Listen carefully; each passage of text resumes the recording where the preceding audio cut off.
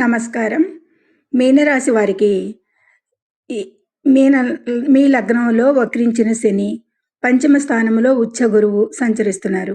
ఈ వారం మీ గ్రహస్థితి ఫలితాలు ఎలా ఉన్నాయో చూద్దాం. నా పేరు విజయలక్ష్మి, వేదిక్ కేపీ అండ్ నాడీ ఆస్ట్రాలజర్. అయితే ఈ వారంలో ఆగస్టు 16 నుండి 22 వరకు జరిగే వారంలో గోచార అంచనాలు మీనరాశి వారికి చూద్దాము ఎలా ఉన్నాయో. అయితే పంచమ గురు బలం వల్ల విద్యార్థులు మెరుగైన ప్రతిభ ఎక్కువగా కనబరుస్తారు.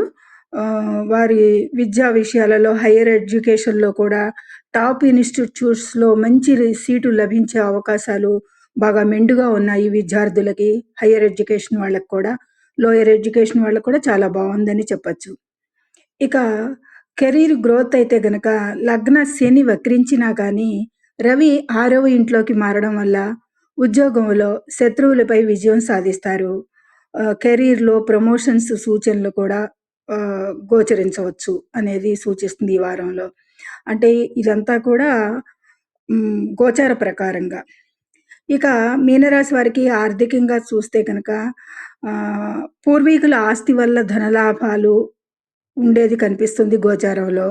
సంతానం ద్వారా లేదా పూర్వీకుల ఆస్తి వల్ల, ఇద్దరి వల్లగా ఏ దాని వల్ల అయినా సరే ఒకదాని వల్ల లాభాలైతే ఉంటాయి అనేది చెప్పొచ్చు.